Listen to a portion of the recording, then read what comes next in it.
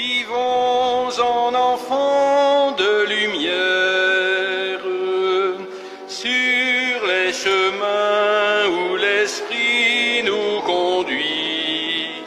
Que vivons-nous le nom du Père. La parole, Seigneur, est vérité, et ta loi délivrance. En ce temps-là, Jésus s'en alla au mont des Oliviers. Dès l'aurore, il retourna au temple. Comme tout le peuple venait à lui, il s'assit et se mit à enseigner. Les scribes et les pharisiens lui amènent une femme qu'on avait surprise en situation d'adultère. Ils la mettent au milieu et disent à Jésus: « Maître, cette femme a été surprise en flagrant délit d'adultère. Or, dans la loi, Moïse nous a ordonné de lapider ces femmes-là. Et toi, que dis-tu » Il parlait ainsi pour le mettre à l'épreuve, afin de pouvoir l'accuser. Mais Jésus s'était baissé, et du doigt, il écrivait sur la terre.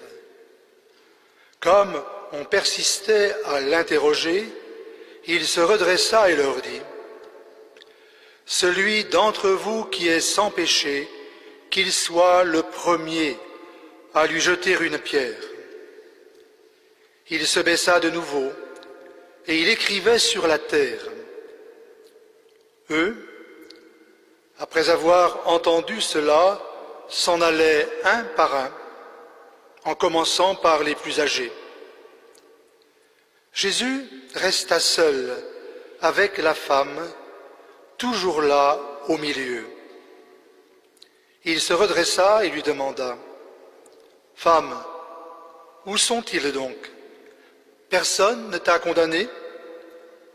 Elle répondit: « Personne, Seigneur. » Jésus lui dit: « Moi non plus, je ne te condamne pas. Va, et désormais ne pêche plus. » Acclamons la parole de Dieu.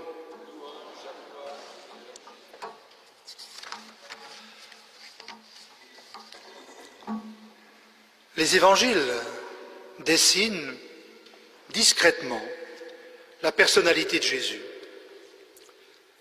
Sa sensibilité, car il en avait une, comme nous.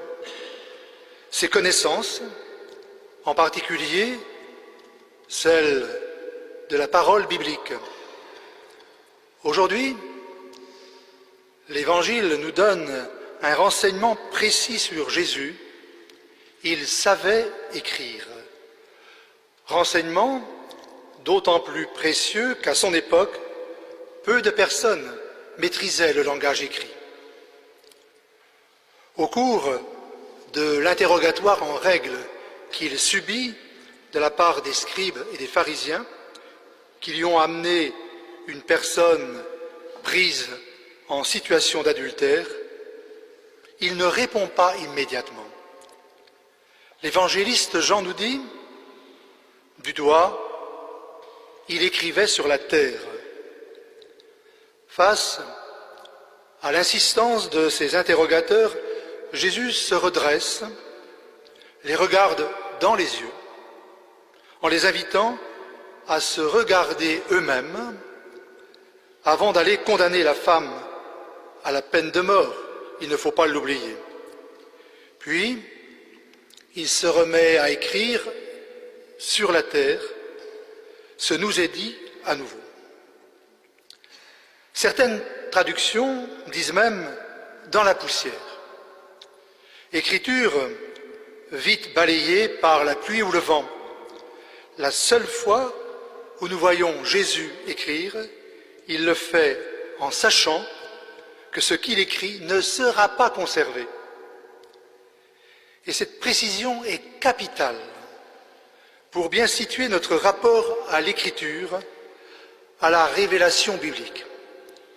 Imaginez que nous ayons conservé un texte écrit par Jésus lui-même. Ce serait une véritable catastrophe, car nous n'aurions plus aucune liberté pour interpréter et comprendre son enseignement.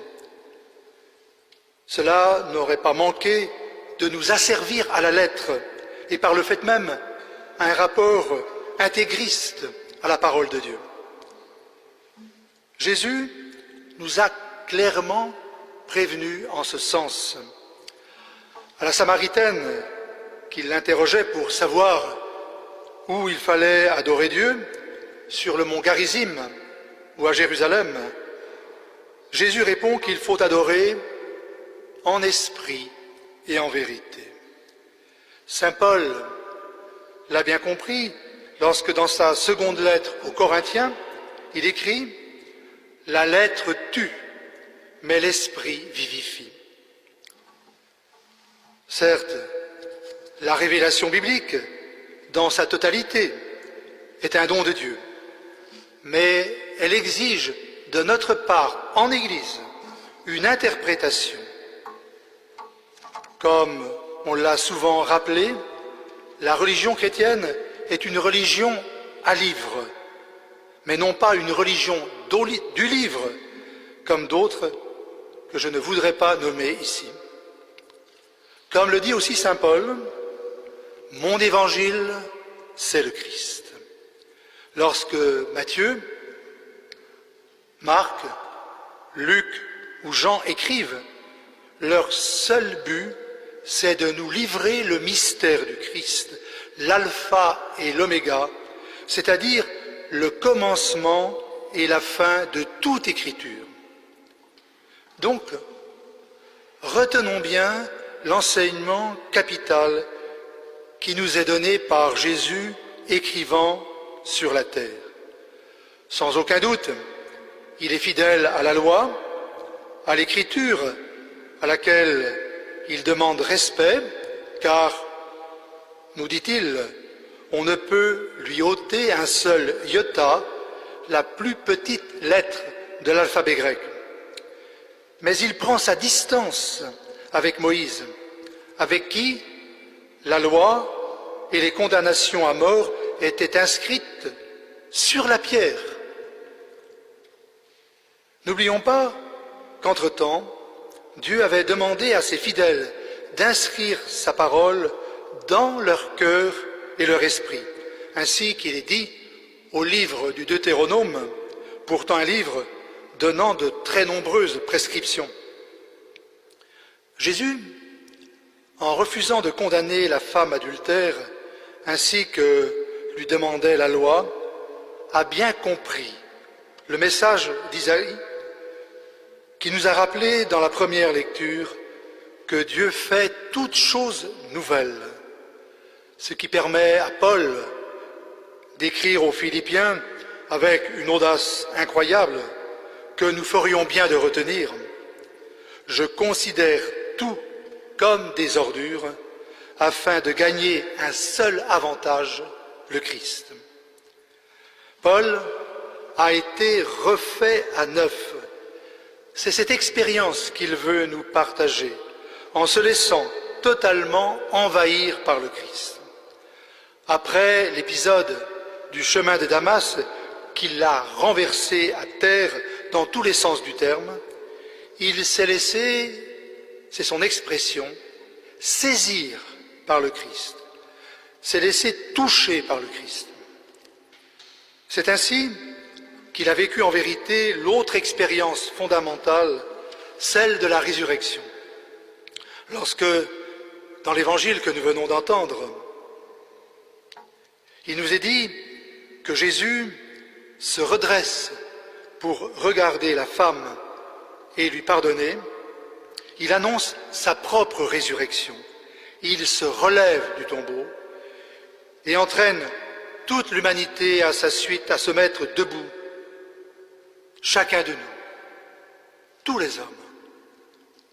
Ainsi, il devient vraiment frère de tous les hommes. nous appelons à vivre cette même fraternité. Au cours des 5 dimanches de Carême, nous vous avons invité à mieux comprendre le sens de ce mot.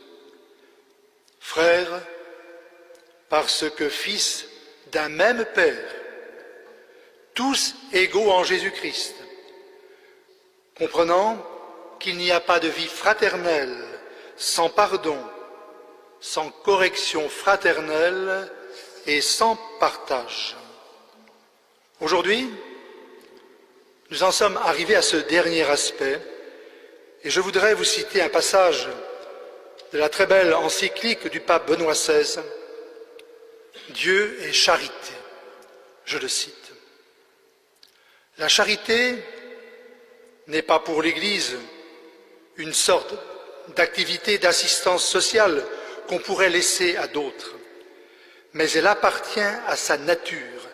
Elle est une expression de son essence même, à laquelle elle ne peut renoncer. Ce que nous rappelle la première préface du Carême comme l'une de ses exigences, témoigner plus d'amour pour le prochain. Je tiens à remercier notre communauté paroissiale qui s'investit dans cette mission de charité rappelée par Benoît XVI, par les cadis de Saint-Pierre, l'équipe Solidarité Saint-Pierre, l'accueil et l'aide donnée aux étrangers et à toute personne en difficulté. Mais que notre regard et notre cœur soient toujours vigilants. J'aimerais terminer en vous citant ce texte magnifique du père Paul Baudiquet, qui a su allier méditation évangélique et contemplation esthétique à partir de l'œuvre de Rembrandt. Je cite : « Si nous étions frères, nous saurions respecter les difficultés des autres à s'aimer eux-mêmes. Nous serions sans dureté et sans arrière-pensée devant les échecs qui ont le visage d'un inviolable et douloureux secret. Nous saurions respecter davantage distance et différence comme les chemins obligés d'une possible rencontre. Soyons-en intimement convaincus, la rencontre est toujours possible, donc la fraternité toujours possible. Amen.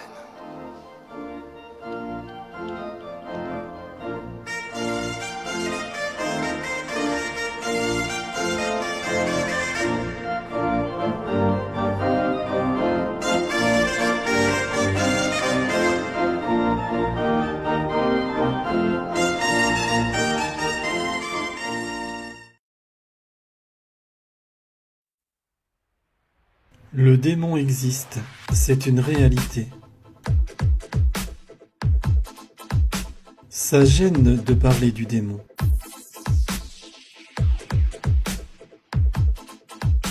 Pourtant, il faut en parler, parce qu'il faut savoir à qui on a affaire. Il faut connaître l'ennemi, sinon, comment voulez-vous le combattre? Moins on prie, moins on loue, moins on a une vie spirituelle, plus on est sûr d'être victime de ses griffes et de son oppression. Alors, on va voir quelque chose et un sujet, mes amis, qu'on n'aborde pas beaucoup. Ça gêne, parler du démon. Pourtant, il faut en parler parce qu'il faut savoir à qui on a affaire. Il faut connaître l'ennemi. Sinon, comment vous voulez combattre? Mais aujourd'hui, il est tellement astucieux et rusé, il se dissimule, il fait croire qu'il n'existe pas, et pourtant il est partout présent. Il n'arrête pas même. D'ailleurs, regardez, dans l'Évangile, Jésus envoie les disciples en mission 2 par 2. Il leur donnait autorité sur les esprits impurs. Les esprits impurs, c'est-à-dire, c'est pas seulement l'esprit d'impureté, c'est tout ce qui s'oppose à Dieu, tout ce qui est méchant, mauvais, faux, mensonge, tout ce qui est contre l'homme, tout ce qui est contre l'évangile, tout ce qui est... Voilà. Il donne autorité sur les esprits impurs. Ensuite, il donne des prescriptions. L'abandon à la providence, la confiance, l'hospitalité dans les maisons, il continue, et à la fin, il dit qu'ils partirent, ils proclamèrent la conversion, et ils expulsaient beaucoup de démons. Donc, la plus grosse partie du ministère du Christ et des disciples aujourd'hui missionnaires, c'est de libérer le peuple de Dieu du mal. C'est le Notre Père. Délivre-nous du mal. Délivre-nous du mal. La Bible dit dans la première lettre de Saint Jean, au chapitre 3, que le Fils de Dieu est apparu afin de libérer l'homme de l'oppression du mauvais, de nous libérer et de détruire les œuvres du diable. C'est très clair. Voyez, c'est central. Et si je peux vous dire qu'un pays est vraiment opprimé par le diable, c'est bien la France. On le voit. On voit quand on parle aux gens, ils ont une répulsion même de Dieu. Ils sont comme ça, ils sont fermés, ils ont peur. C'est absolument incroyable. Le diable nous attaque pour nous lier dans notre psychisme, dans notre volonté pour la diminuer, dans notre intelligence pour l'obscurcir et semer la confusion. Vous voyez, il agit partout, surtout quand les gens ne prient pas. Évidemment, moins on prie, moins on loue, moins on a de vie spirituelle, plus on est sûr d'être victime de ses griffes et de son oppression. Alors c'est pas seulement la petite tentation, il y a la petite tentation, mais après ça va plus loin. Il y a l'obsession. L'obsession, c'est des choses violentes qui reviennent, de rancœur, de haine, de luxure, de péché, d'envie, de méchanceté, de dépression, tout un tas de trucs, et ça somatise dans le corps même. Bon, alors c'est ce qui est très important de voir, c'est qu'il est vraiment agissant, surtout quand on n'a pas de vie spirituelle, et qu'on a besoin de libération. Et que c'est le premier travail du Christ.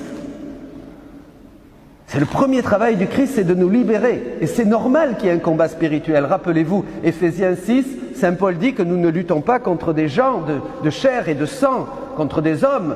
Nous luttons surtout, il dit, contre les princes des ténèbres, les esprits impurs qui sont dans l'atmosphère, c'est-à-dire qui sont dans ce lieu intermédiaire entre le ciel, qui ne sont pas au ciel bien sûr, puisqu'il n'y a pas de démons dans le ciel, mais qui sont ici, ils ne sont pas non plus dans la terre, en terre, parce que nous, ils n'ont pas de corps, vous comprenez, comme nous, mais ils sont dans le lieu intermédiaire, dit Saint Paul, c'est-à-dire une zone où se mélangent, où ils ont accès à notre psychisme, à nos sentiments. Ils agissent sur les sentiments, sur les idées. Vous voyez, quand la tête tourne et qu'on ne peut pas l'arrêter. Très important. On ne parle pas de ça. Je me souviendrai toujours, pour vous donner un exemple très simple, à Guadalajara, au Mexique, une grande assemblée de 3000 personnes, il y avait une petite fille de ton âge, comme ça, toute jeune, qui était là, et je suis sorti avec le Saint-Sacrement, et quand je suis approché, c'est là où j'ai pris conscience qu'on était victime du mauvais. Et quand je suis passé près d'elle, elle s'est mise à trembler partout et à se bouger dans tous les sens. Alors je me suis dit, quand même, une enfant de 9 ans, mais c'est pas possible ça. C'est pas possible, c'est pas possible. Et alors, bon, après, elle était libérée et tout ça. Et après, je l'ai fait venir et je lui ai dit, écoute, viens me dire, qu'est-ce qui s'est passé? Et elle me dit, il y a un mois, avec des copines, on s'est retrouvés à la maison et on a joué à la Ouija. Ah bon, à la Ouija, à faire tourner les esprits, là, avec un verre. Et j'ai senti que quelque chose est entré en moi. Depuis ce jour, je ne suis pas bien, je ne m'entends plus avec maman, je pleure tout le temps, je suis insupportable.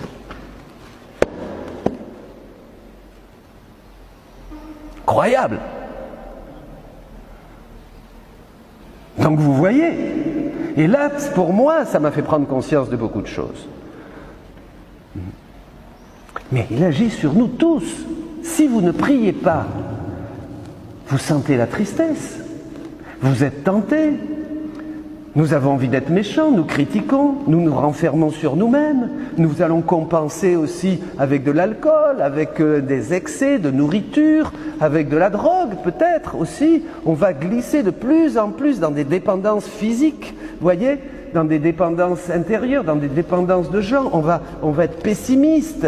Hein. Déjà, Saint François disait que toute tristesse vient du démon. Vous voyez, donc il agit pour nous bloquer dans notre dynamisme spirituel, pour nous rendre absolument stériles dans la famille. Il va agir pour créer la division, la méchanceté, pour diviser les couples, pour que les enfants soient insupportables et fassent que papa et maman soient divisés. Il va agir de toutes les manières possibles pour nous éloigner de Dieu. Hein? Il va agir dans les tièdes.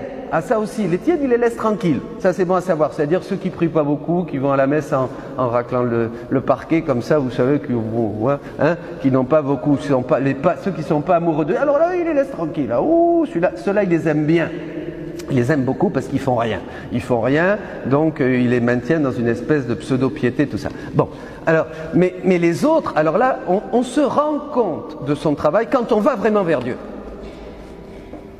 Vous voulez savoir si le diable existe et va vous faire les siennes? Eh bien, commencez à dire oui à Jésus de tout votre cœur. Commencez à dire oui à Jésus de tout votre cœur. Commencez à dire au Seigneur, je t'aime Jésus, je te donne ma vie. Maintenant, je veux que tu me libères, puisque tu as dit que le Fils de Dieu est venu pour détruire les œuvres du diable, puisque tu as dit que c'est Yeshua, c'est lui qui vous sauvera de votre péché, puisque tu as dit, Jésus, très clairement, que tu es venu libérer les captifs. Ça aussi, dans Luc 4,16, Jésus est venu libérer les captifs. Dès qu'on n'est pas sous l'onction de Jésus-Christ, dès qu'on ne fait pas partie de la famille de Jésus, dès qu'on n'est pas avec Jésus, qu'on n'est pas son ami, qu'on ne marche pas avec lui, on se fait avoir. Croyez-moi, je vous l'assure, j'ai vu ça pendant 35 ans. On se fait avoir, c'est automatique. Automatique. On est dans un truc, on a des compensations, on a des bébêtes, on a des ennuis, on somatise dans son corps, on dort mal, on est dépressif, on a des trucs. Et surtout, on ne veut pas obéir. Surtout, on ne veut pas obéir au prophète. Surtout, on ne veut pas obéir. Il suffit que quelqu'un mette le doigt sur ça, parce qu'il y a un orgueil en plus, évidemment. Le diable est très orgueilleux, donc il vous communique un orgueil. Il suffit que tu dis, toi, tu ne vas pas à cause de ça. Oh, quoi? Pour qui tu te prends? Moi, je suis... Non. Oh, c'est des gens très orgueilleux. Il faut être humble. On ne peut rien leur dire. Voyez? Mais on est liés. Moi, je vois quand je passe chez les uns, chez les autres, et puis, évidemment, hein, combien il y en a qui sont accros, mais alors accros aussi à la télévision, aux jeux Internet, à tout un tas de trucs dégoûtants sur Internet. Il y a ceux qui sont accros au Reiki aussi, il y a des formes de yoga, de méditation transcendantale, guérisseurs. Ah oui, tout ça c'est à la mode, quand c'est pas la sorcellerie, le tarot, les jeux, accro aux jeux aussi, aux jeux, hein, au loto, à tout un tas de trucs où on a besoin. C'est des petites choses. Et souvent ça peut commencer par une petite chose. On est accro à un petit truc, vous voyez, on croit que c'est anodin, hein, on croit que c'est anodin, mais non, mais à partir de là, il commence à vous tenir, vous voyez. Alors ça c'est très important. Je ne peux pas aller plus loin, je ne peux pas tout expliquer sur ce sujet, mais c'est un sujet que j'ai vraiment travaillé pendant de longues années. Le diable nous lie avec des dépendances de toutes sortes, physiques, spirituelles bien sûr, morales même, affectives, amoureuses, dépendances chimiques, tout.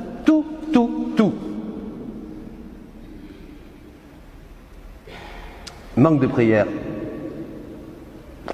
Vous avez jamais... Il y a des gens, j'ai rencontré des gens beaucoup, quand ils se mettent à prier, ils me disent « Je ne comprends pas, Père, je me mets à prier, j'ai envie de dormir. Je m'endors à la prière, j'arrive pas. » Ah ouais? Il y en a d'autres qui disent « Je comprends rien à la parole de Dieu. On prêche la parole de Dieu, je comprends rien. Ça passe par là, ça sort là, je comprends rien. » Pareil. Les pères du désert disaient que le démon avait une grande jaquette. Il y a un père qui raconte ça. Vous savez, les pères du désert, c'est du 1er au 4e siècle, 6e siècle. Hein, et il ouvre sa jaquette. Et quand les moines se mettaient à prier, il sortait une petite goutte, comme ça, comme avec un doseur. Et puis là, il mettait tiédeur sur celui-là. Celui-là, dormir. Celui-là, je vais lui mettre mauvaise pensée. Mauvaise pensée, voilà. Pendant pour gêner la prière des moines. C'était une image, bien sûr, mais pour vous dire qu'il est toujours actif. Trouvez votre point faible dans vos vies, là où vous avez été blessés, et vous verrez que c'est là que le diable aussi va agir. Le diable agit toujours là où nous sommes faibles. Bon. Alors, les disciples missionnaires, qu'est-ce qu'ils font là? Le premier boulot, Jésus leur donne la puissance, la grâce, l'onction du Saint-Esprit pour aller chez les gens, pour les bénir. Aujourd'hui, on a vu une famille qui est venue, on s'est tous réunis, elle n'était pas baptisée, la dame, on lui a dit, allez, venez, on va prier pour vous. Alors oui, elle veut le baptême maintenant, elle venait pour le baptême de son petit, et bien maintenant elle va être aussi baptisée, la maman, c'est formidable. On est tous mis autour d'elle, et on a prié sur elle et sur son conjoint, vraiment de tout notre cœur, et elle va entrer dans l'équipe pour se faire baptiser. Voyez? Qu'est-ce que fait un disciple missionnaire? Eh bien d'abord, il se remplit de Dieu. Et là, je parle pour vous tous, parce que c'est pour ça que vous êtes à l'église. Vous êtes à l'église pour être vraiment remplis de Dieu et aller libérer les autres. C'est la seule chose qu'on a à faire dans la vie.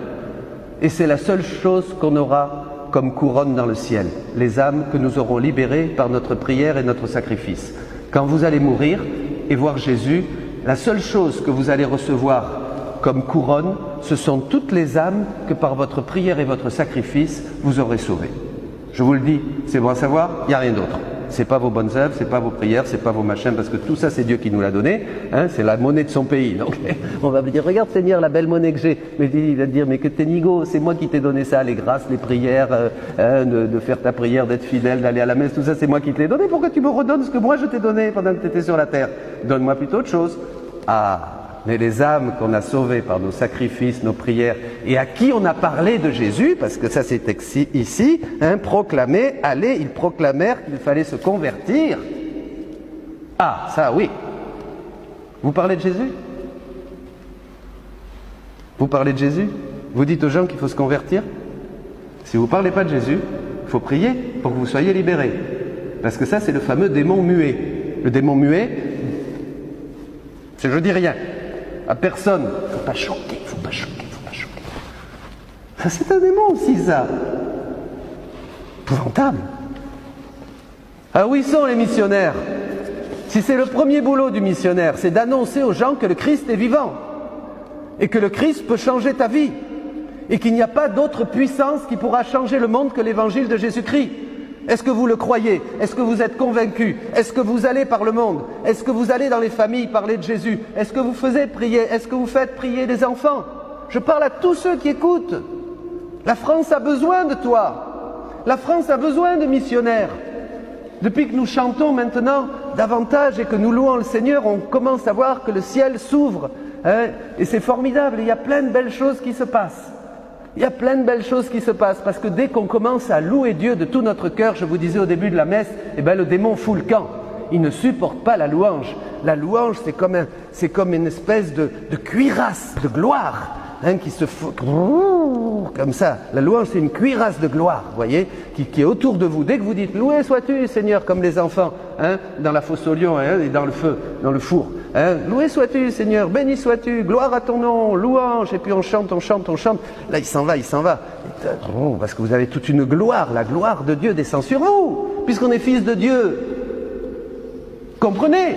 Mais dès qu'on loue pas, qu'on vit centré sur nous-mêmes, sur notre nombril, avec nos petits soucis, nos petits problèmes, nos petits machins, nos petites tristesses, nos petits trucs, mon petit monde, vous savez, mon petit monde, on ne loue pas, on ne prie pas, on est tout le temps dans la tête avec que des projets humains, que moi. Voilà. Alors là, évidemment, on n'a plus de force spirituelle, on n'a plus rien, on est réduit, c'est l'homme déchu. C'est exactement l'homme déchu, c'est Adam déchu qui se tape, qui se cache avec des choses qu'il trouve, vous voyez, parce qu'il se sent tout nu, alors vous voyez, on peut aller plus loin encore, hein. Donc on s'habille, on essaye de donner une apparence, on se maquille, on se fait beau, on se fait belle, on achète une belle voiture, on achète des trucs, tout ça, pour essayer d'attirer l'attention, parce qu'on est nu, on n'a rien. Alors voilà, hein, et oui, évidemment, Adam a fait ça après le péché.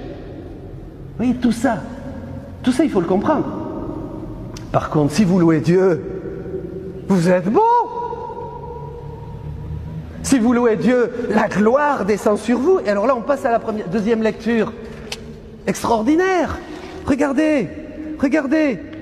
Dieu, le Père de notre Seigneur Jésus-Christ, il nous a bénis. Il nous a quoi? Non, je vous ai... Il nous a quoi? Il nous a bénis et comblés des bénédictions de l'Esprit. Où elles sont les bénédictions de l'Esprit? au ciel, dans le Christ. Une autre traduction dit dans les lieux célestes, c'est-à-dire qu'il y a des bénédictions pour nous, il y a des bénédictions pour vous, mais il faut les prendre. C'est pas les bénédictions au ciel quand je serai mort et que j'irai au ciel. Non, je ne sais pas si j'irai au ciel d'abord, hein. Faudra voir. Hein. Mais c'est pas ça. C'est-à-dire que dans la dimension spirituelle dont je vous parlais, il y a des bénédictions, mais comme me disait un jour un prédicateur, il faut avec ta foi, c'est la main. Il faut prendre ces bénédictions et la joie, la puissance de l'Esprit Saint, l'intelligence, la ferveur dans la prière, la grâce de pardonner à mes ennemis, à tous ceux qui m'énervent. Et on continue. Et vous faites descendre, et vous faites descendre, et vous faites descendre. Vous comprenez? Vous louez Dieu, vous ouvrez le ciel, vous plongez dans les trésors du Christ, dans ces bénédictions spirituelles, et vous les faites descendre dans votre cœur. Par contre, si vous ne louez pas, la gloire, ça fout le camp, le ciel fermé, et qu'est-ce qui vous reste? Eh bien, le voisin du dessous, il est là. Vous savez, le curé d'Ars, le saint curé d'Ars, hein, très intelligent, le curé d'Ars, il disait que le démon, quand on est en haut, au premier étage, il ne peut pas nous toucher, quand on est dans l'étage de la grâce. Premier étage, on loue Dieu, on est fervent, on fait sa prière le matin, le soir, on lit la parole de Dieu, on se retrouve le jeudi avec les disciples missionnaires pour louer, enfin vous voyez, on ne se fait pas avoir. On ne se fait pas avoir. Il dit qu'on est au premier étage. Alors le démon, il vient nous tenter. Il prend un manche à balai et puis il voit qu'on est là, tac, tac, tac, tac, tac, tac, tac, tac, tac. Il t'embête ici. Toi, tu vas là. Tac, tac, tac, tac, tac, tac, tac, tac, tac. Il fait comme ça. Hein, le curé d'Ars, il disait ça, c'est extraordinaire. Il a des catéchèses, hein, le saint curé d'Ars, Jean-Marie Vianney. Formidable. Je vous conseille de lire ses pensées. Hein. Et alors, il dit ça. Donc, quand on est à l'étage de la grâce, qu'on loue Dieu, il ne peut pas nous toucher, le démon.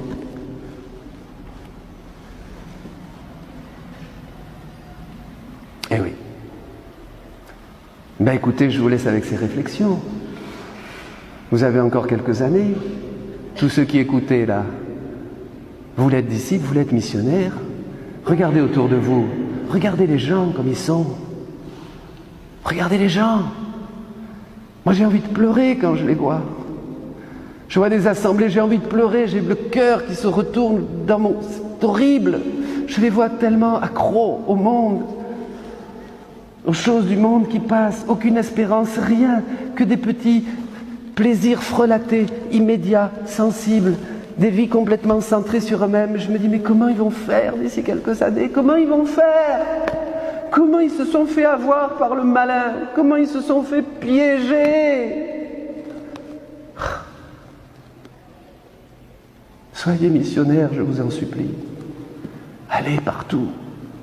Faites venir les uns et les autres. Dites-leur de prier. Ramenez-les à Dieu. Faites quelque chose d'utile de votre vie. La seule chose qu'on peut faire, c'est ramener les gens à Dieu. N'ayez pas peur. Jésus l'a promis. Je serai avec vous tous les jours et je confirmerai votre parole avec des signes, des prodiges, des libérations. C'est le plus beau, ça. C'est que quand on commence à bosser pour Jésus avec foi, le Seigneur est là. Et pam, pam, pam, il travaille à tes côtés. Il ouvre les cœurs, il transforme les vies. Et tu deviens vraiment un missionnaire de l'Évangile. Et la joie dans le cœur, tu le loues partout, toujours. Amen. Alléluia.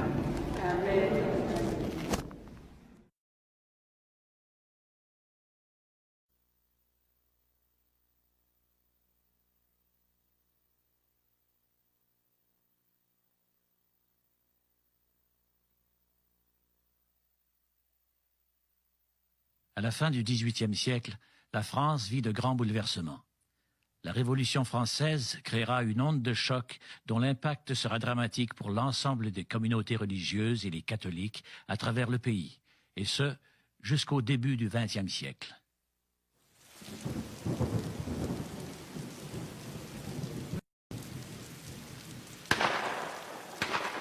Le roi Louis XVI et ses ministres affrontent une crise qui provoque la misère de son peuple. Les dépenses sont plus considérables que les recettes provenant des impôts. Épuisés, les paysans demandent l'abolition des impôts seigneuriaux et de la dîme ecclésiastique.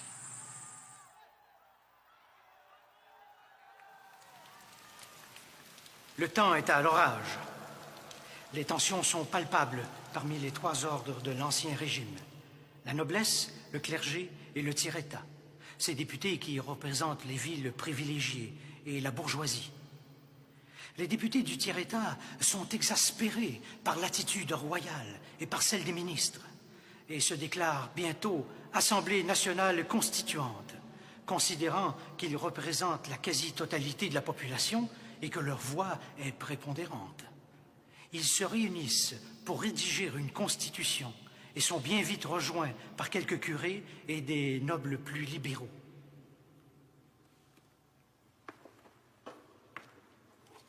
Quelques jours plus tard, Louis XVI tente de dissoudre l'Assemblée nationale, mais il recule devant la détermination du tiers-état. Le 4 août 1789, la violence populaire pousse la France à abolir les droits seigneuriaux et la dîme ecclésiastique. Quelques mois plus tard, le 28 octobre suivant, un décret de l'Assemblée supprime les vœux monastiques. Le 2 novembre, les députés de l'Assemblée nationale votent. Désormais, les biens de l'Église appartiendront à la nation.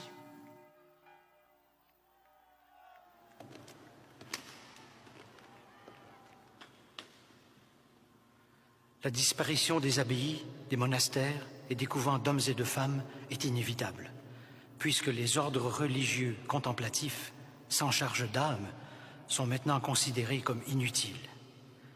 Le prêtre est maintenant un fonctionnaire et doit prêter serment solennel de fidélité à la nation. Le pape condamne cette constitution et ne décolère pas de la perte d'Avignon, rattachée par plébiscite à la France. Le roi, fervent catholique, est profondément choqué par la suppression des ordres religieux et par la constitution civile du clergé, qui transforme les curés et les évêques en fonctionnaires de l'État.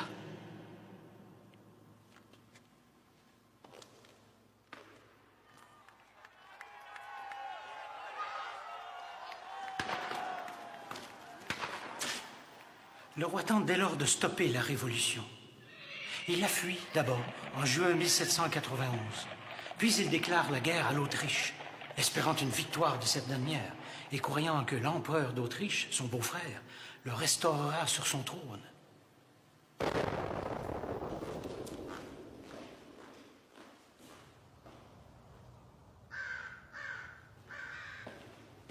D'avril à septembre 1792, la France subit défaite sur défaite et on cherche un coupable, le roi. Le 10 août 1792, le peuple renverse la monarchie et l'Assemblée nationale s'efface devant la volonté populaire pour devenir la Convention nationale, élue au suffrage universel masculin. Le peuple de la Commune de Paris impose alors à la Convention l'arrestation et la destitution du roi. La loi du 26 août condamnera à la déportation les prêtres n'ayant pas prêté serment à la nouvelle Constitution. Le 21 septembre suivant, la Convention proclame la Première République et vote la mort du roi, qui sera guillotiné à Paris le 21 janvier 1793. Les mesures anti-religieuses de la Convention provoquent l'insurrection de nombreux paysans dans l'ouest de la France. La Vendée catholique contre-révolutionnaire se soulève.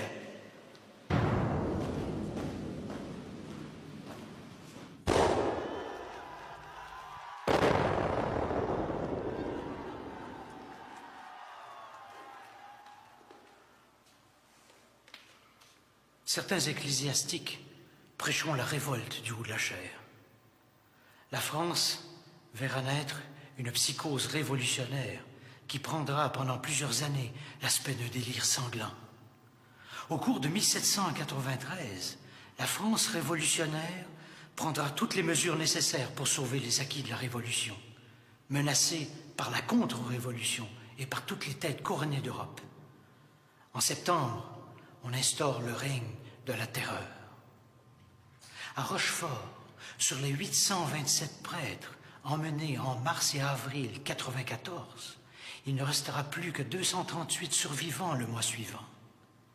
À Angers, les carmélites seront transportés en charrette, emprisonnés, et plusieurs d'entre elles seront exécutées.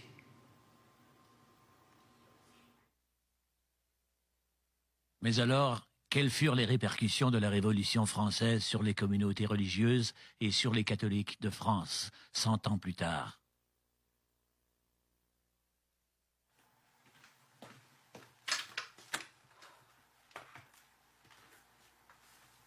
En fait, 100 ans plus tard, les Français catholiques sont demeurés profondément hostiles à la République.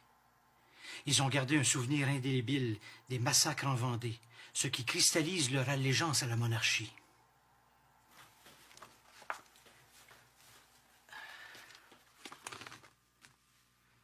Dans ce contexte, de nombreux décrets sont pris contre les congrégations à partir du 19 mars 1880.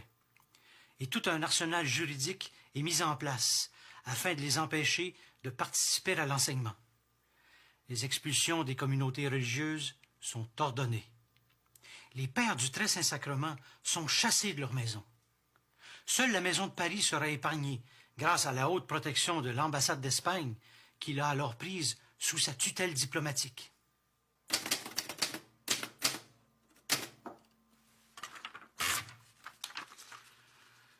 À partir de 1880, les républicains occupent tous les postes clés, postes électifs ou autres fonctions administratives. Ils cherchèrent par tous les moyens à confirmer une république qui jusqu'alors était demeurée fragile. Ils étaient persuadés que la survie de ce nouveau régime impliquait une lutte acharnée contre les forces cléricales. La république, d'après eux, ne pourrait persister que si tout ce qui concernait la religion était exclu de la sphère publique. De nouveau, l'anticléricalisme se déchaîne, entraînant dans son sillon les nombreuses lois de laïcisation des années 1880 à 1905 et imposant le service militaire aux jeunes religieux.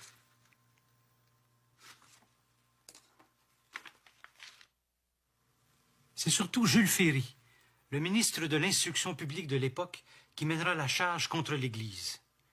Il consacrera toutes ses énergies pour exclure les membres du clergé, du Conseil supérieur de l'instruction publique et des conseils académiques, et surtout pour ôter aux religieux le droit d'enseigner. La lutte contre l'enseignement religieux est féroce.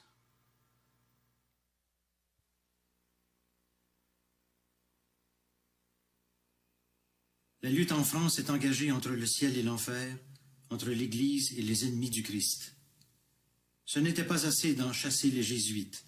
Il fallait pousser plus loin la persécution religieuse, faire disparaître des écoles le signe de la rédemption, faire enfin la guerre à la croix.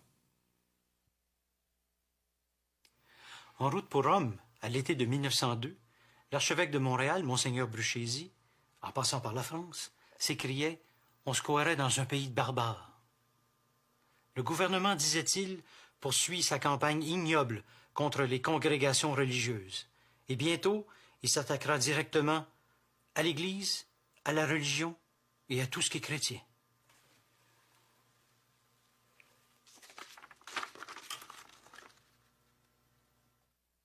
Maintenant, nous vous invitons à être tous témoins de cette belle histoire du sanctuaire de la Réparation, celle des 100 ans de fidélité au Sacré-Cœur. Rentrer chez Dieu, comme on rentre chez soi, au bout de chaque jour, au bout de nos voyages, et trouver près de lui le repos de son cœur.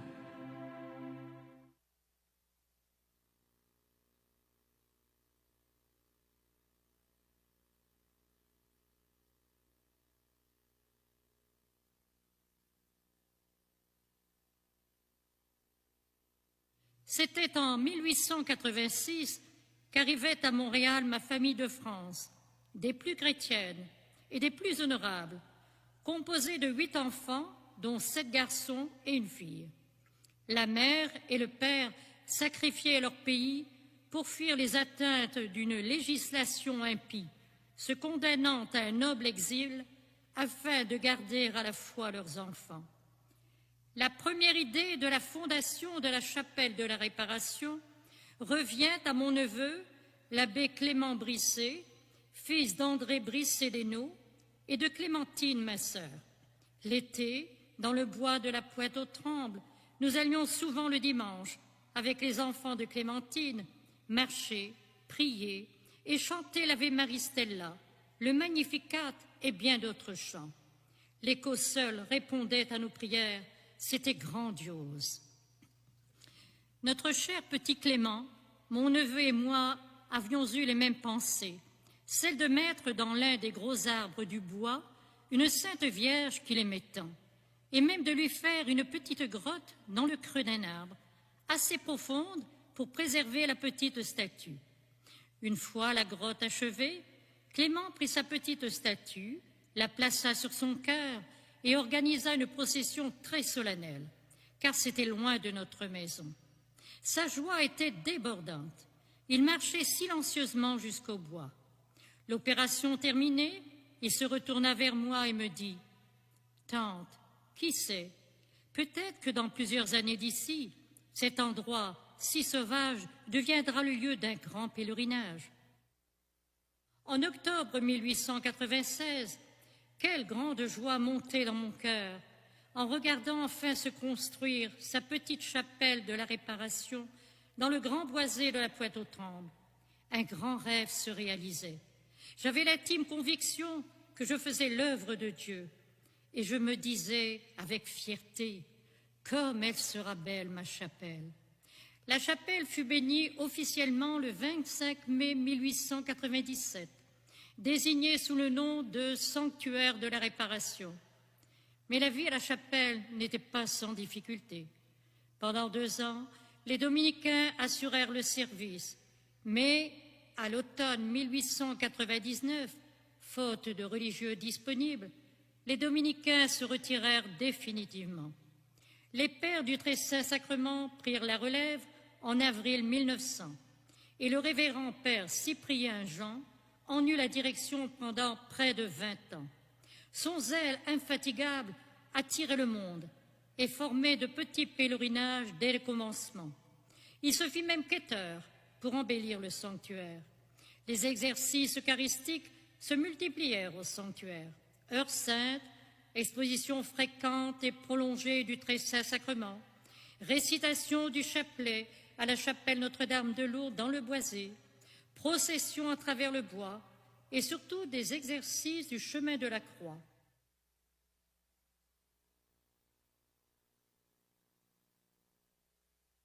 Mise au courant dès 1881 de l'intention sérieuse des pères du Saint-Sacrement d'établir une fondation eucharistique au Canada, la fondatrice éventuelle du sanctuaire de la Réparation, Marie de la Rousselière, s'empressa d'y greffer le grand projet montréalais qu'elle portait dans son cœur, celui d'implanter un sanctuaire d'adoration eucharistique.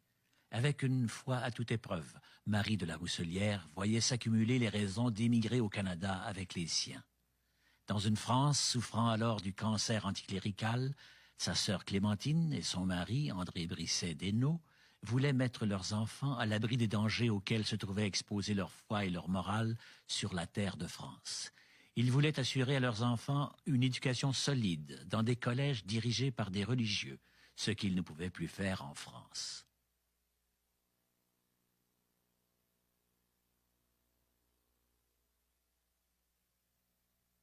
Marie de la Rousselière avait déjà tout prévu. Mais avant de quitter la France, ses conseillers, les pères Estévenon et Thénière, lui avaient donné une mission bien difficile, celle de demander à Monseigneur Fabre de recevoir en son diocèse les religieux du Saint-Sacrement pour y fonder un trône eucharistique. À Montréal, elle poursuivra les mêmes objectifs qu'en France. Cette relation entre Marie avec les pères du Saint-Sacrement a débuté dès son arrivée à Paris, en 1866, avec sa sœur Clémentine et son beau-frère, M. Brisset-Desnaux. C'est qu'elle a eu à ce moment-là l'idée de rentrer dans le sanctuaire d'adoration des pères du Saint-Sacrement. Et c'est là qu'elle a fait connaissance avec Saint-Pierre-Julien Aymar, le fondateur de la communauté, qui devait mourir 2 ans plus tard. Marie a écrit que son plus grand bonheur, c'était d'entendre prêcher le Père Julien est mort sur l'Eucharistie. Alors, par la suite, Marie a entretenu des liens avec les Pères du Saint-Sacrement. Déjà en 1881, le curé Labelle, grand promoteur de la canonisation des Laurentides, faisait pression pour faire venir de France les Pères du Saint-Sacrement pour répondre aux besoins des paroisses nouvellement créées dans les pays d'en haut.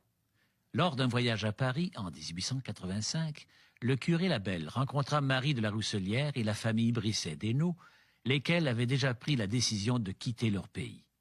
L'évêque de Montréal, Monseigneur Fabre, fut informé par Marie de la Rousselière qu'elle était prête à prendre en charge la fondation d'une maison des Pères du Saint-Sacrement à Montréal. Après son arrivée en 1886, et ce en dépit de nombreux refus de la part de l'évêque, Marie de la Rousselière put obtenir l'autorisation d'exposer le Saint-Sacrement dans sa chapelle privée rue Saint-Hubert. Plus tard, en 1890, l'évêque était maintenant disposé à accueillir de nouvelles communautés dans le diocèse.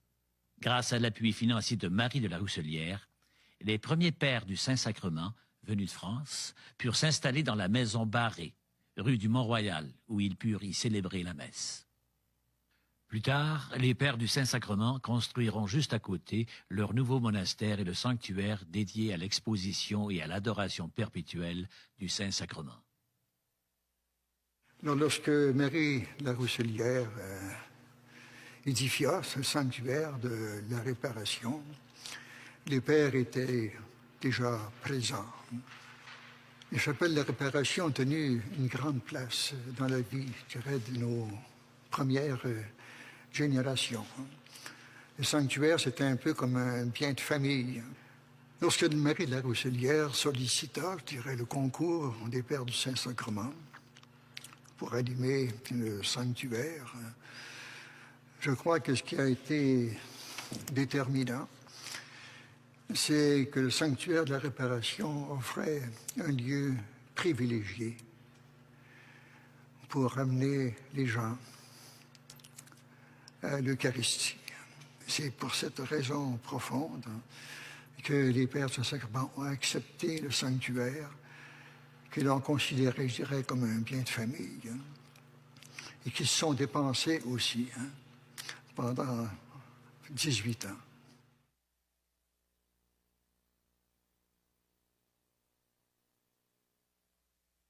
Alors, pour les Pères du Saint-Sacrement, l'homme était trouvé pour prendre en main la direction du sanctuaire. Le Père Jean était un homme d'action. C'était un homme de cœur, surtout, qui savait s'adresser aux gens, qui parlait avec ferveur du cœur de Jésus. Pour lui, on peut dire aussi que le sanctuaire a été, je dirais, un cœur, une vie, une passion, un don. Il n'a pas calculé et il a laissé, je dirais, une tradition de prêtres généreux et donnés, qui s'est continuée d'ailleurs au sanctuaire, avec les prêtres suivants et en particulier avec les premiers capucins qui sont venus. Dès les premiers mois, il a vu organiser, à s'entendre, passer des contrats avec la compagnie, les tramways de l'Est de l'île, pour avoir une ligne de tramway qui vienne jusqu'à la porte du sanctuaire. Il y avait une ligne de tramway qui pouvait amener les pèlerins jusqu'au sanctuaire.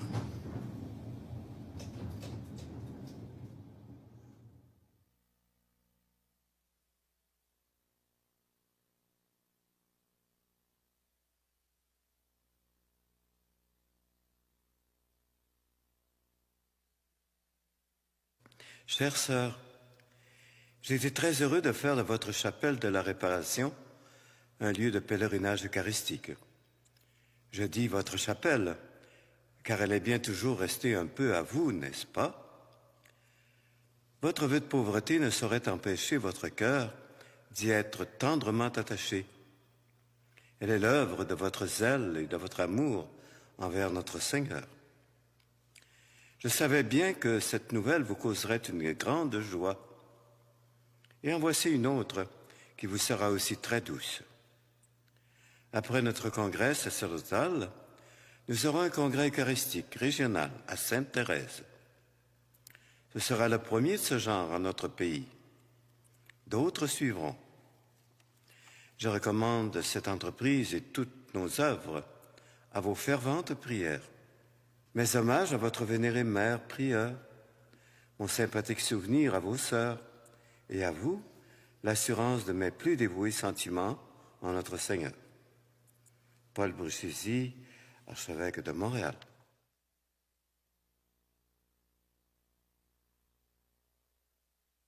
Mon père Jean, Monseigneur vient de m'écrire. Non, jamais lettre ne m'avait fait plus de plaisir, parce que j'ai compris que sa grandeur aimait assez la chère réparation pour lui accorder une si grande insigne faveur, puisque désormais il vient en faire un lieu de pèlerinage eucharistique. Oui, je sais que désormais Jésus veut se promener dans ce bocage chéri afin de toucher de plus près les âmes. Quelle grâce, mon Père, quelle grâce! Votre sœur très affectionnée en Jésus, sœur Marie-Clémentine Carmélite.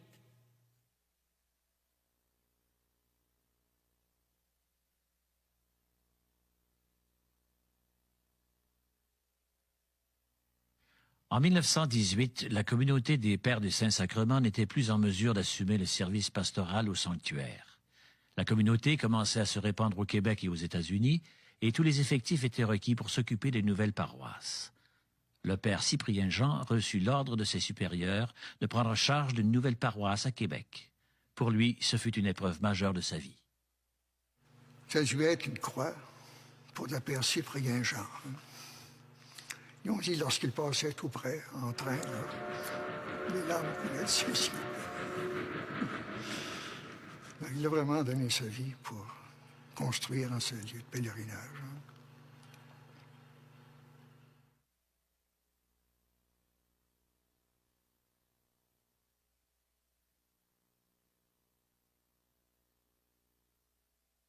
Mon révérend Père Jean, je viens, au nom de notre révérende mère, et le cœur bien triste, vous annoncer le départ pour le ciel de notre vénérée et chère sœur Clémentine de Jésus Hostie.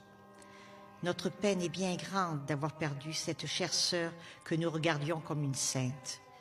Veuillez donc aussi prier pour nous, mon révérend Père, et recevoir l'assurance de notre bien religieux respect, sœur de la Trinité. En décembre de la même année, le Père Cyprien Jean disparaîtra à son tour.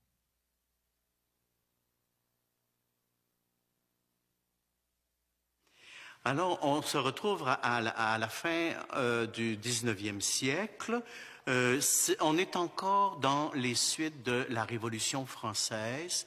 Il y a une loi en France qui a été promulguée voulant que les ordres religieux, communautés religieuses, n'étaient pas autorisés à se recruter, à faire du recrutement et à se développer.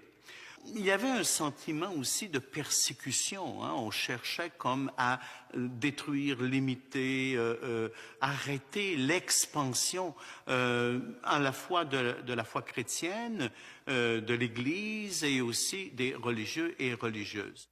En 1890, les Capucins de Toulouse envoyèrent quelques-uns de leurs jeunes religieux à Ottawa. La province de Toulouse avait déjà été victime d'expulsions. Aussi, la loi du service militaire de 1889 obligeait tous les jeunes hommes de 20 ans à 3 années de caserne. Toutefois, une exemption était accordée à ceux qui vivaient 10 ans à l'extérieur de l'Europe à compter de leur 18e année. Sachant que les lois anti-religieuses ne permettraient pas à ces jeunes religieux de terminer leurs études théologiques en France, les provinciaux français enverront en mission à Ottawa des frères capucins. Parmi eux se trouvait Alexis de Barbezieux.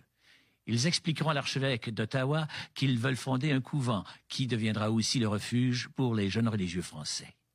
La maison d'études qu'ils établirent dans la capitale canadienne constitua le point de départ d'une nouvelle province de l'ordre.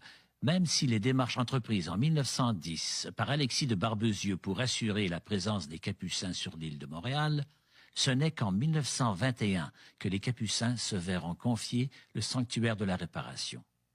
C'est encore lui qui sera responsable du pèlerinage de la Réparation en 1921, année qui marque l'entrée de l'ordre dans le diocèse de Montréal.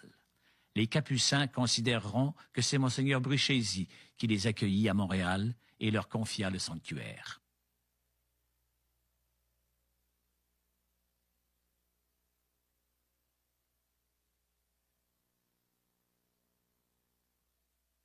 Les Capucins sont une branche de l'ordre des Frères mineurs, ordre fondé par saint François d'Assise au début du XIIIe siècle. Avec les conventuels et les franciscains, ils constituent ce qu'on appelle le premier ordre de la famille franciscaine. Les Capucins sont tous frères, selon la vision de leur fondateur, et certains d'entre eux sont prêtres.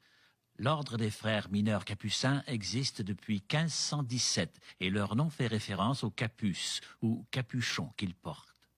S'il y a un trait qui caractérise les Capucins dans l'histoire, c'est leur désir de vivre simplement, pauvrement, à l'exemple du Fils de Dieu qui s'est fait pauvre par amour pour s'approcher de nous. L'ordre des Frères mineurs Capucins a choisi de vivre en petits groupes, souvent à l'entrée des villes, où ils s'adonnent à la contemplation dans une communion fraternelle avec la population.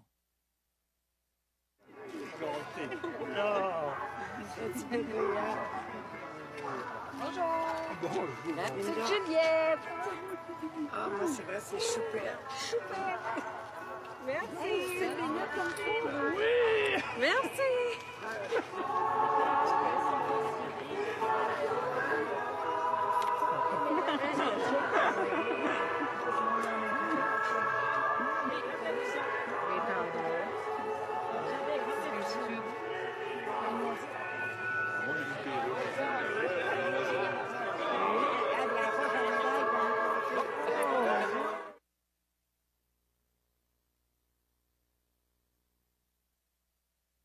Les premiers recteurs capucins au sanctuaire de la Réparation, comme les pères Alexis et Ferdinand, furent des apôtres de feu.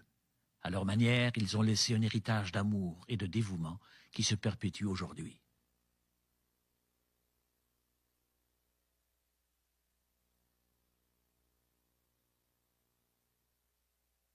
Le 17 mars 1930, le père Urbain, alors supérieur et vicaire provincial des Capucins, apprendra d'un bienfaiteur de la communauté naissante que les filles réparatrices du Divin Cœur se cherchent un gîte. Il les accueille au sanctuaire de la Réparation et leur offre une maison inoccupée par les pères Capucins. La communauté logera dans l'ancienne maison qu'occupaient les pères du Saint-Sacrement jusqu'en 1918.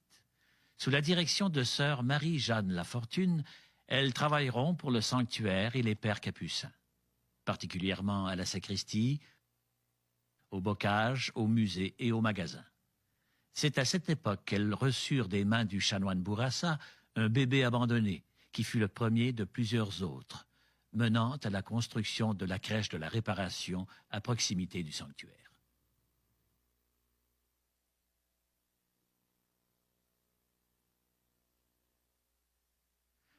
Les années 50 et 60 marquent l'apogée de la dévotion populaire dans la vie du sanctuaire.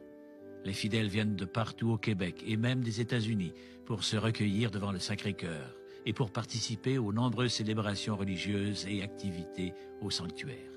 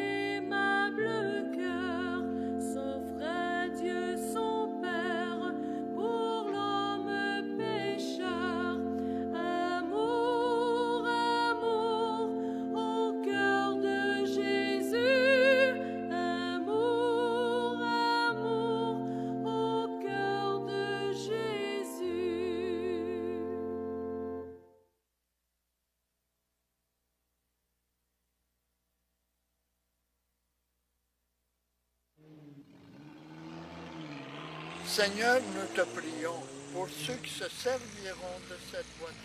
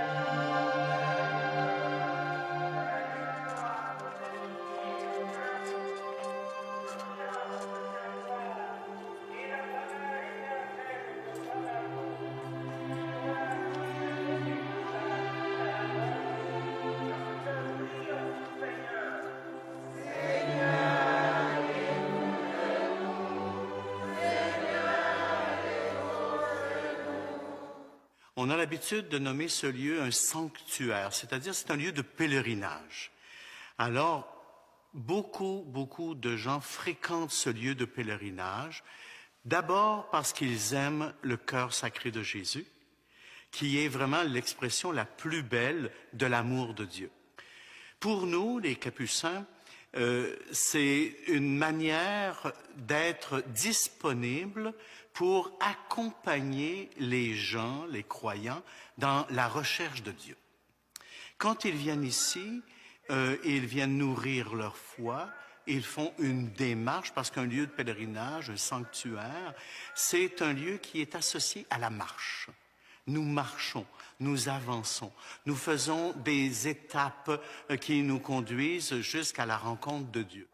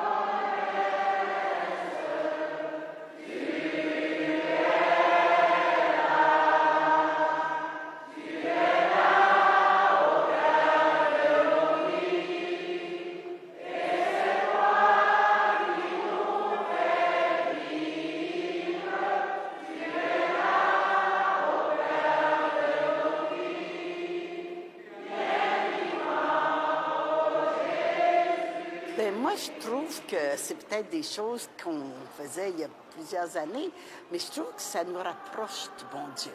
Pour moi, c'est des démonstrations, mais tu sais, ça a une valeur. C'est quelque chose que je crois. Tu as l'impression que tu parles plus au Seigneur. Là, tu participes, puis c'est comme, tu sais, ça te fait penser profondément. Puis quand tu as la foi, ça aide beaucoup. On confie nos problèmes, puis on a l'impression que tout est possible. J'avais pas la possibilité, pas être assez bien, mais une sortie par année que j'aurais droit, mais c'est la chapelle que je voudrais avoir. Et si possible, dans le temps, la fête du Sacré-Cœur, la clôture de la neuvaine. Si c'est possible, mais la seule sortie, c'est celle-là, que j'y tiens. Pourquoi? Parce que j'y crois, puis c'est comme une promesse que j'ai faite, puis je sais pas, pour moi, c'est très, très important. Parce que pour moi, c'est vrai, ces choses-là.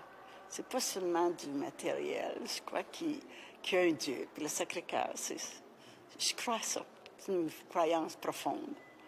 Puis ça aide beaucoup dans des difficultés. Quand on est heureux, c'est très bon. Puis quand on a de la peine, ça aide beaucoup. C'est toujours bon de croire. Alors, je crois que les gens qui s'amènent ici expriment ce grand besoin d'être accueillis. Alors, nous disposons, nous, les Capucins, à accueillir les gens avec leurs propres souffrances, avec leurs difficultés, avec leur vécu humain et spirituel, comme si c'était Dieu qui les accueillait, pour leur faire voir quelque chose de la beauté de Dieu, la beauté paternelle de Dieu, qui accueille un enfant qui lui revient. Les gens qui arrivent ici viennent souvent partager ce qu'ils portent dans leur cœur, c'est-à-dire en particulier les souffrances. Souvent les souffrances personnelles, mais aussi les souffrances familiales, les souffrances professionnelles. Les gens viennent ici confier au cœur sacré de Jésus tout l'ensemble de leur vécu. Mais ici, je pense que les gens viennent comme à un garage du Sacré-Cœur, réparer leur ligne de communication avec le Seigneur. Parce qu'il y a toutes sortes de problèmes, d'inquiétudes, de questions. Tout le monde s'en pose. Mais là, les gens qui viennent ici, ils ont l'occasion de parler. Puis, dans le fond, trouver dans le Sacré-Cœur la bonté qui ouvre le chemin pour repartir avec une plus grande confiance au Sacré-Cœur, plus grande confiance en eux-mêmes. Et quand le Sacré-Cœur rentre,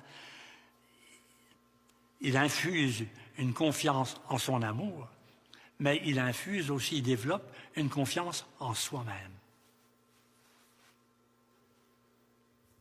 Dans la petite chapelle, dans la grande chapelle, puis ailleurs aussi, quand ils viennent nous voir, nous consulter, je sors du parloir avec un jeune, là, hein?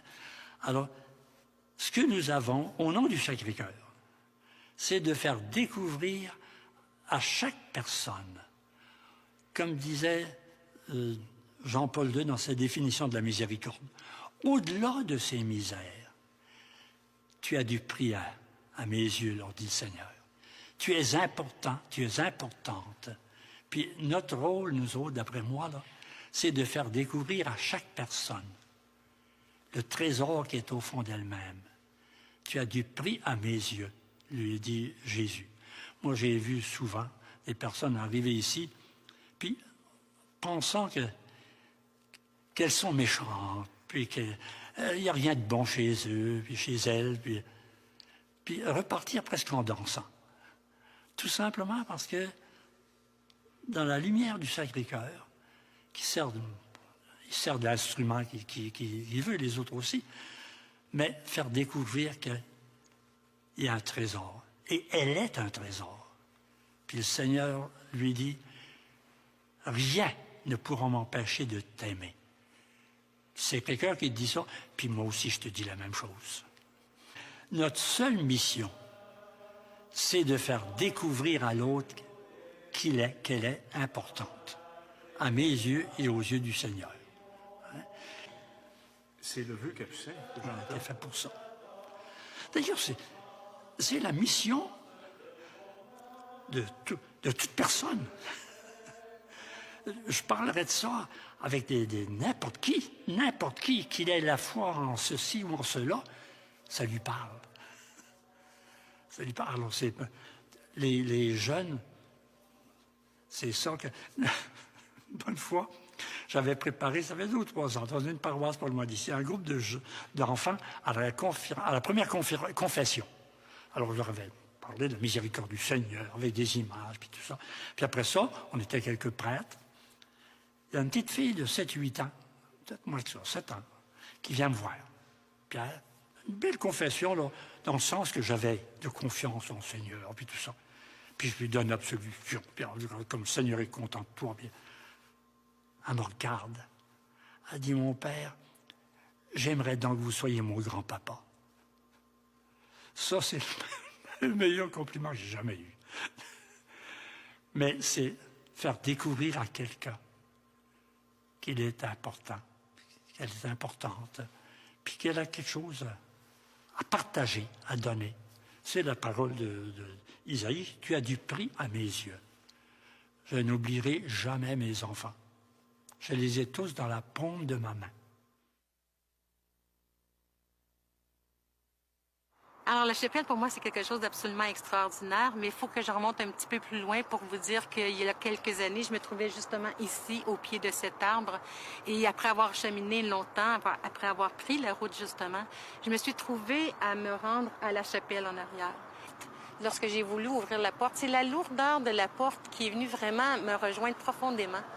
Et possiblement que cette lourdeur des portes rejoignait la lourdeur que je pouvais porter moi-même. Et lorsque j'ai franchi vraiment le seuil de la chapelle, je me suis trouvée en présence d'un Jésus, cœur sacré de Jésus, aux bras grands ouverts, au cœur tout offert. Et il y a la parole qui m'est arrivée cette journée-là qui disait « Venez à moi, vous tous, qui peinez et ployez sous le fardeau, et moi, je vous apporterai le repos. » Et c'est quelque chose d'absolument extraordinaire que d'être saisi par cette parole. Et lorsque j'ai pu prendre le temps de m'asseoir et de me reposer un peu dans la chapelle, j'étais vraiment saisie par toutes les effluves de chacun des lampions qui brûlaient et l'odeur de ce bois, l'odeur aussi de la prière de chaque personne qui pénètre dans cette chapelle et qui arrive avec tout ce qu'elle porte. Ses joies, ses peines, ses misères, ses limites, ses souffrances aussi. Et comment chaque personne peut vivre exactement la même chose que j'ai pu vivre cette journée-là, être reçue avec ce cœur sacré de Jésus, aux bras grands ouverts, et qui vient apporter le repos, qui vient apporter la consolation, qui est le premier à se pencher sur la misère humaine pour y apporter toute sa compassion.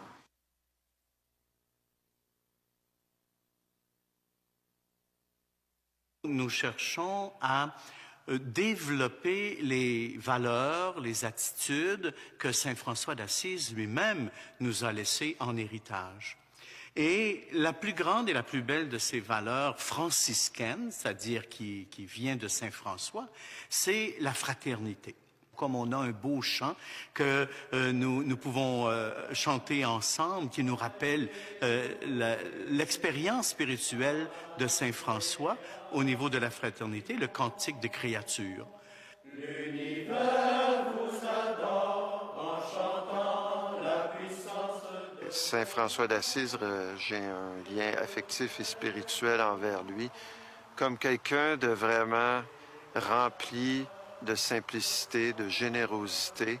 Il y a chez lui un grand espace de liberté qui m'attire et me séduit et qui attire et séduit aussi beaucoup de nos contemporains. C'est au départ une inspiration pour moi. Ce qui m'inspire, c'est sa passion, son courage. Il n'y a pas beaucoup d'hommes dans l'histoire de l'Église qui ont vraiment comme entendu l'Évangile, intégré l'Évangile, puis qui ont exprimer quelque chose de vraiment unique, personnel, nouveau dans l'histoire de l'Église. Puis il me semble que François a fait ça, avec les attentes de son temps, les aspirations spirituelles de son époque, sa propre réflexion, sa propre expérience de l'Évangile. Donc, je suis vraiment honoré d'être lié à cet homme-là, par l'histoire, par l'habit, puis d'être invité à prendre part au mouvement que lui a lancé dans l'humanité puis dans l'Église. Malgré les apparences ou malgré l'immédiateté de ce qu'on peut voir autour de nous, là, on appartient à un ordre qui est en pleine lancée, qui est habité, animé, puis qui porte beaucoup pour le monde d'aujourd'hui. Donc, je trouve ça, moi, je suis encouragé.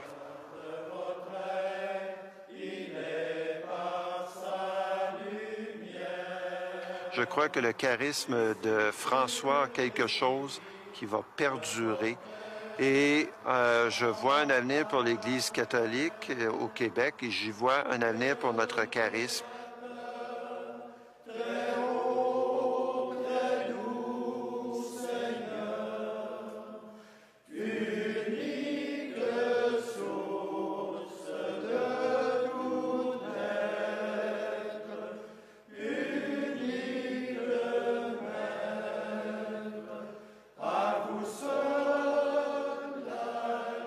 Gloire au Père et au Fils et au Saint-Esprit, au Dieu qui est, qui était et qui vient, pour les siècles des siècles. Amen. Alléluia.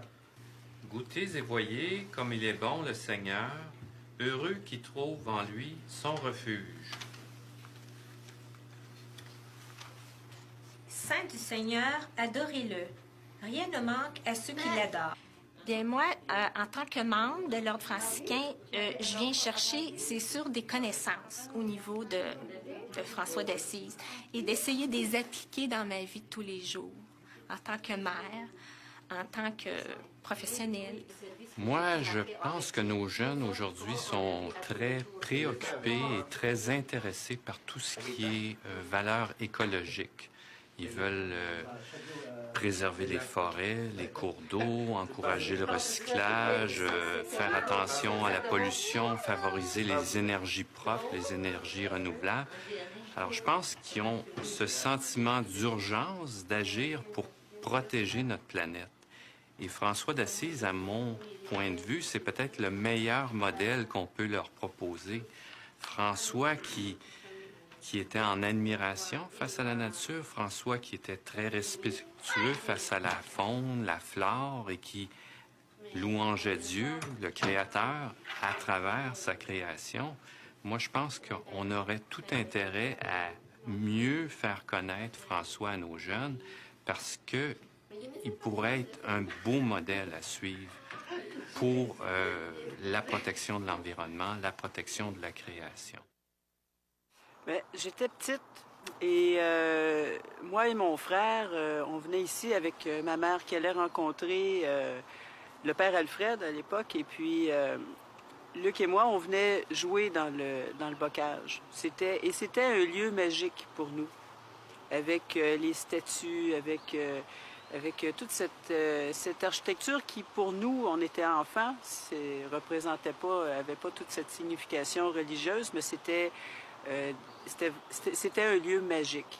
Presque 30 ans plus tard, j'ai eu effectivement à prendre une grande décision et puis je passais par ici puis je me disais, je vais m'arrêter dans ce lieu qui est un lieu de ressourcement.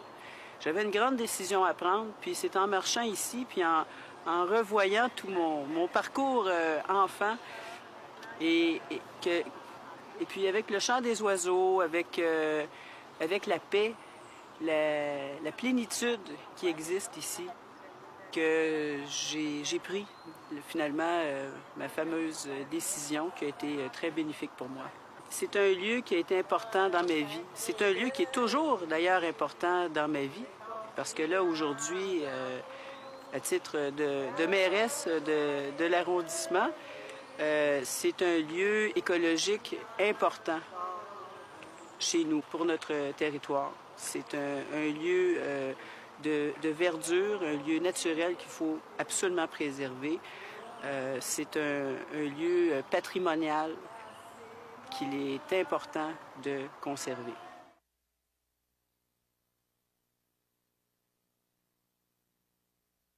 Nous autres, ça fait longtemps qu'on vient ici, là, puis il y a eu beaucoup de capucins qu'on a connus qui nous ont vraiment attirés ici. Puis aussi, ce qu'on aime, c'est surtout l'été de venir, bien, il y a la messe, mais après ça, surtout tout le milieu, le bocage, qui c'est intéressant à faire le tour. Ici en avant, là, pour faire des pique-niques, c'est un endroit, surtout dans l'est de Montréal, il n'y a pas beaucoup de places comme ça. Là, c'est une place qu'on aime beaucoup. C'est très historique aussi. Puis quand on voit, non seulement les stations du chemin de croix, mais aussi Scala Santa, toute l'histoire qu'il y a eu depuis 100 ans ici, là. Puis c'est reculé, c'est pas comme l'oratoire, c'est pas connu, hein. Fait que je pense que c'est une belle découverte à faire, là. C'est un site unique en son genre. Nos amis, les Capucins, qui sont ici, en sont les gardiens depuis 1921. C'est la famille Brisset-Deneau qui leur a confié la tâche d'être le gardien. Et le site est confiné à une valeur religieuse. Alors, il faut penser que Jésus va être là, puis Jésus sera toujours là. Alors donc, si on y croit, on a une place ici où on peut sentir Jésus, qu'on peut le vivre aussi, on peut le prier. Si on ne croit pas en Jésus, on peut venir juste se promener dans le bocage, puis on va dire, oups, oui, on retrouve la valeur de Saint François d'Assise. Ici, c'est très simple. On a vécu en pauvreté. On est toujours en pauvreté. Les Capucins vont dire, avec ce qu'on a, on fait ce qu'on peut. Et on est toujours de la même façon. Alors donc, on n'aura pas un site vraiment volumineux, mais un site très paisible et très doux. Alors moi, je pense que c'est très encourageant pour tout le monde de pouvoir vivre ça.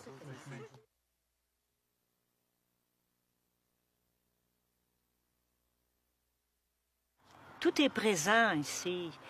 Il y a la belle nature, il y a la paix qu'on y trouve, il y a l'accessibilité à rencontrer un père capucin si on le désire, il y a possibilité d'aller s'asseoir simplement dans la chapelle, puis de se laisser regarder par Dieu qui nous aime tant. On dirait que c'est complet pour moi, là, et ça m'a aidé à passer à travers mon deuil. J'aime beaucoup venir lire, comme je suis en train de faire. C'est un lieu pour moi de repos. La vie est tellement trépidante. Parfois, on se cherche dans toutes sortes de questions qu'on se pose dans la société. Nous aussi, on se cherche aussi. On voudrait vraiment rester en contact avec le beau, le vrai, le grand et le noble. Et ici, je le trouve. C'est la beauté de la nature, d'abord, qu'il trouve dans le site. Puis, un petit détail qui est important pour bien des malades, c'est qu'ici, il n'y a pas de côte à monter. Comme on dirait chez nous, c'est planche. Alors, les malades peuvent venir circuler facilement. Puis, ils trouvent la paix, la tranquillité. C'est la simplicité même dans la structure de la chapelle. Je pense qu'ils trouvent ça, puis ils goûtent ça. Tout est simple. Puis, dans cette petite chapelle ici en particulier, ils trouvent la tranquillité. Ils viennent simplement là, se retrouver dans le calme, se trouver eux-mêmes, mais devant le Seigneur, pour trouver la paix. Et je vois une personne ici, là, en prière, tout simplement. Elle regarde, un peu comme une vieille dame disait au curé d'Ars, qui lui demandait « Mais qu'est-ce que vous faites? » Ben, je le regarde, puis il me regarde. Il y en a plusieurs qui viennent ici, c'est pour ça, spécialement dans la petite chapelle ici.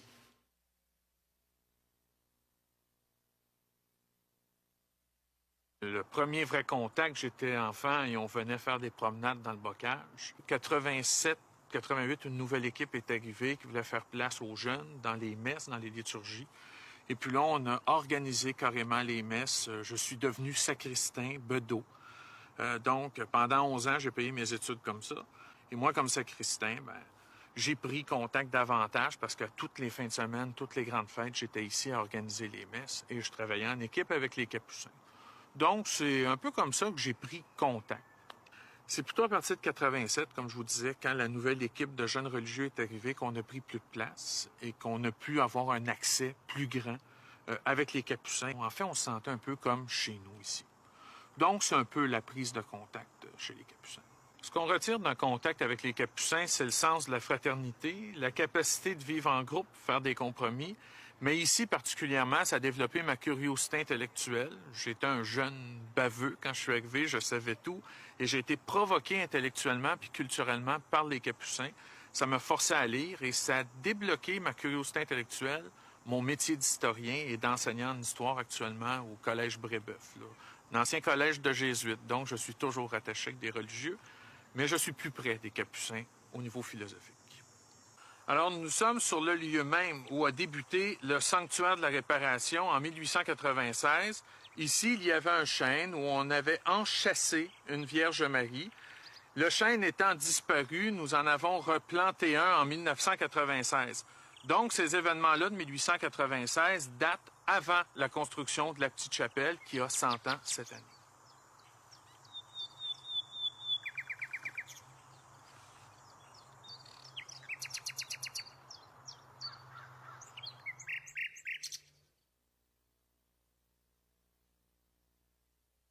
Il est arrivé ici très, très jeune avec mes parents. En connaissant le sanctuaire, et on s'est, pour bien dire, on s'est imprimé du sanctuaire, nous, la famille. On a été des fidèles pèlerins, si on peut dire, mais le sanctuaire, nous, pour le Sacré-Cœur, là, c'était le cœur sacré de Jésus, puis c'était sacré pour la famille aussi. Les pères capucins, avec leur bonne humeur, leur joie, leur écoute, ont été des gens qui ont été très près de nous. C'est des amis, les pères capucins, pour nous. Ils sont tellement généreux.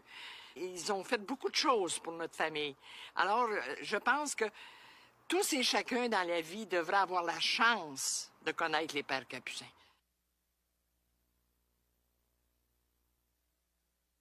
Je vivais, il y a environ 20 ans, un moment très difficile dans ma vie personnelle.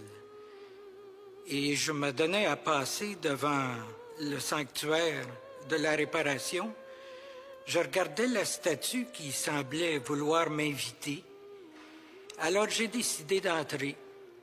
Et j'ai été reçu par les pères capucins qui m'ont reçu très amicalement, très fraternellement. Nous avons parlé. Et ça a réglé, en tout cas, une bonne partie de l'atmosphère que je vivais. Si bien que j'ai décidé de me joindre à leur équipe comme collaborateur laïque de ce sanctuaire. Comme collaborateur laïque, près de l'autel, nous portons l'aube. Et comme le Seigneur nous reçoit, les bras grands ouverts, il m'est donné de recevoir les pèlerins qui viennent ici chercher la paix, la joie, la réconciliation.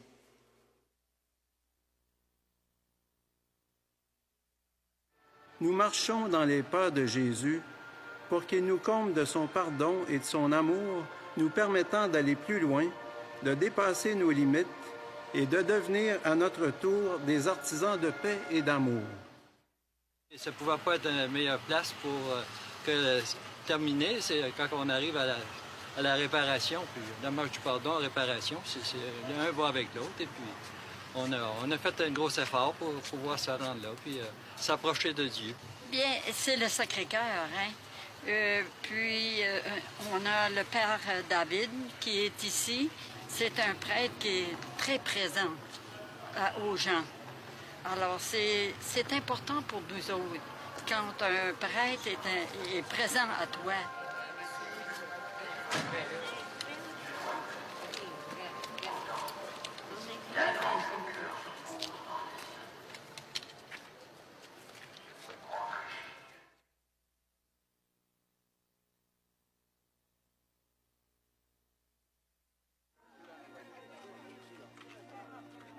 Depuis la canonisation de Padre Pio en 2002, la dévotion parmi les Italiens de la communauté québécoise s'est répandue.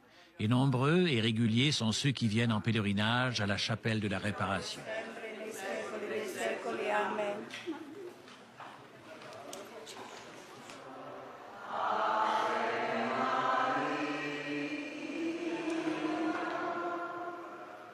Nel nome del Padre, del Figlio e dello Spirito Santo. La grazia e la pace di Dio nostro Padre.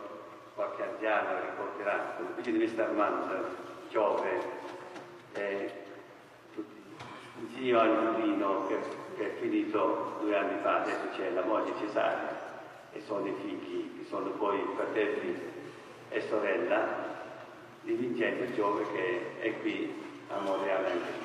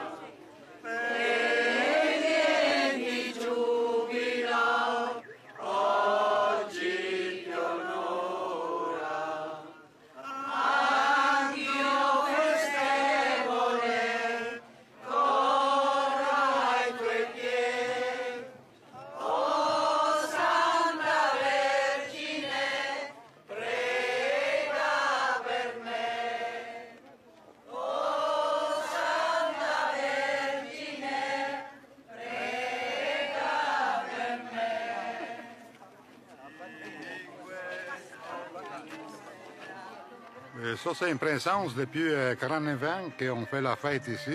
C'est pour réunir notre famille, notre village d'origine d'Italie, qu'on vient de la Puglia, Bari, San Nicandro di Bari. C'est un petit village de 12 000 habitants, mais on est en immigration ici depuis les années 50. Ainsi qu'on réunit les familles qui sont venues dans ces années-là, des années à venir. Là.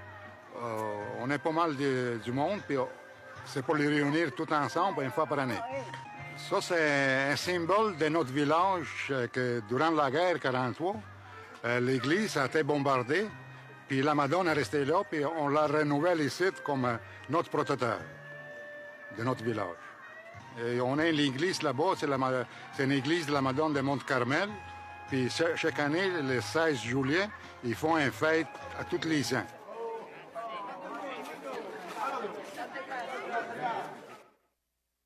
Si Marie de la Rousselière, devenue sœur Marie-Clémentine, après son retour en France en 1901, revenait parmi nous, que penserait-elle?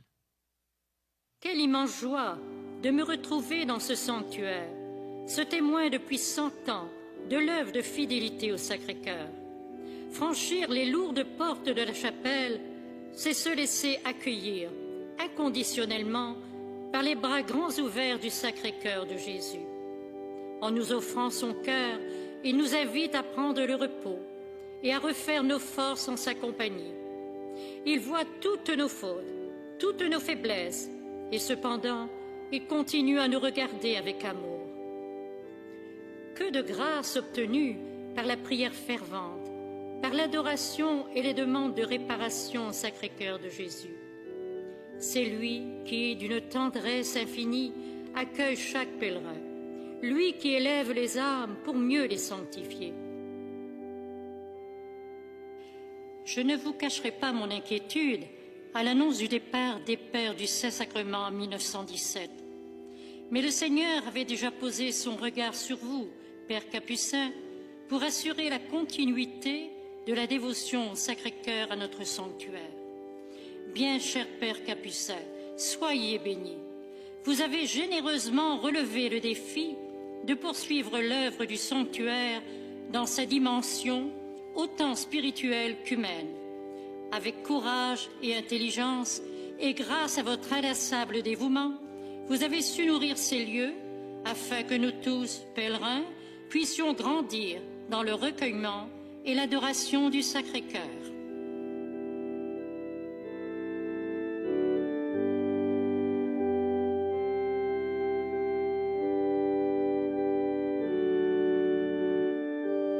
Ce lieu ici a été voulu par la Providence comme un lieu de pèlerinage dédié au Sacré-Cœur de Jésus.